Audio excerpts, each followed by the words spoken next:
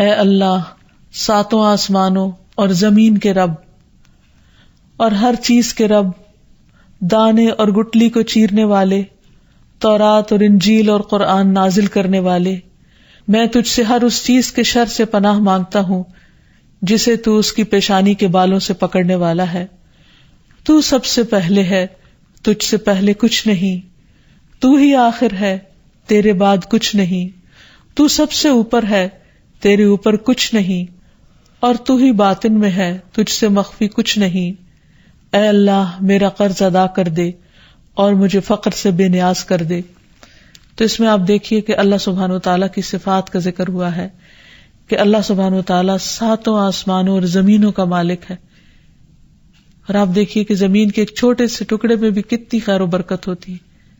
کتنی بھلائی ہوتی۔ کہاں یہ کہ وہ پوری زمین کا مالک، اور صرف اس زمین کا نہیں، باقی زمینوں کا بھی مالک، تمام ستاروں سیاروں کا مالک، سارے آسمانوں اور جو کچھ ان کے اندر ہے ان سب کا مالک۔ اور پھر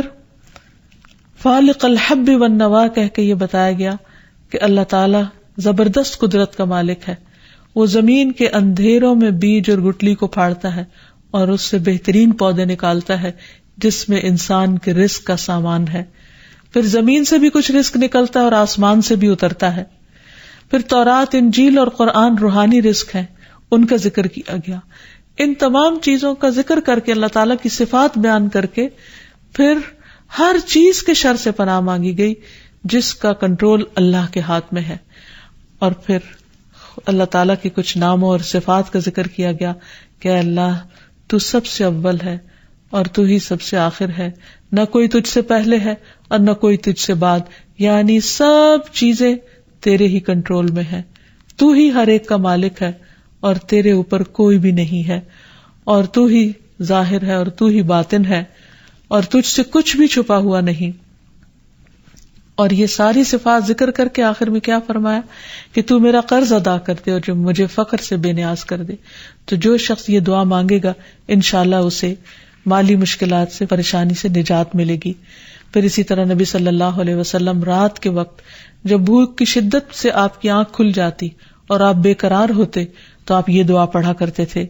لا الہ الا اللہ الواحد القہار رب السماوات والارض وما بینہما العزیز الغفار۔ کوئی معبود برحق نہیں مگر اللہ جو اکیلا اور زبردست ہے، آسمانوں، زمین اور ان کے درمیان کی تمام چیزوں کا رب ہے، وہ غالب اور بہت بخشنے والا ہے۔ پھر اسی طرح انسان بھوک سے پناہ مانگے اور اللہ تعالیٰ سے خاص دعا کرے کہ انسان کو ایسی تمام اذیتوں سے نجات دے جو اس کے لیے مشکل کا باعث بنتی ہے۔ اللہم انی اعوذ بک من الجوع فانہ بئس الضجیع۔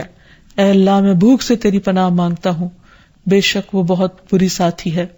پھر ایک اور موقع پر نبی صلی اللہ علیہ وسلم ان کلمات کے ذریعے دعا کیا کرتے تھے، اللہم انی اعوذ بک من فتنۃ النار وعذاب النار ومن شر الغنی والفقر۔ اے اللہ میں پناہ چاہتا ہوں آگ کے فتنے اور آگ کے عذاب سے، اور مالداری اور ناداری کے شر سے، کیونکہ دونوں کے اندر اپنا اپنا شر ہے کہ انسان کے پاس بہت کچھ ہو تو بھی اس کے اندر بگاڑ آنے کا ڈر ہے، اور اگر کچھ نہ ہو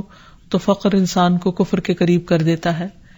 پھر اسی طرح دیے جانے اور روکے جانے کے شر سے بچنے کی دعا سکھائی گئی۔ نبی صلی اللہ علیہ وسلم یہ دعا مانگا کرتے تھے، اللہم لا قابض لما بسطت ولا باسط لما قبضت ولا ہادی لمن اضللت ولا مضل لمن ہدیت ولا معطی لما منعت ولا مانع لما اعطیت ولا مقرب لما بعدت ولا مباعد لما قربت واعوذ بک من شر ما اعطیتنا وشر ما منعت منا۔ اے اللہ جو تو پھیلا دے اسے کوئی سمیٹنے والا نہیں، اور جو تو سمیٹ لے اسے پھیلانے والا کوئی نہیں، یعنی ساری طاقت تیرے ہی ہاتھ میں ہے، ساری طاقت کا مالک تو ہی ہے۔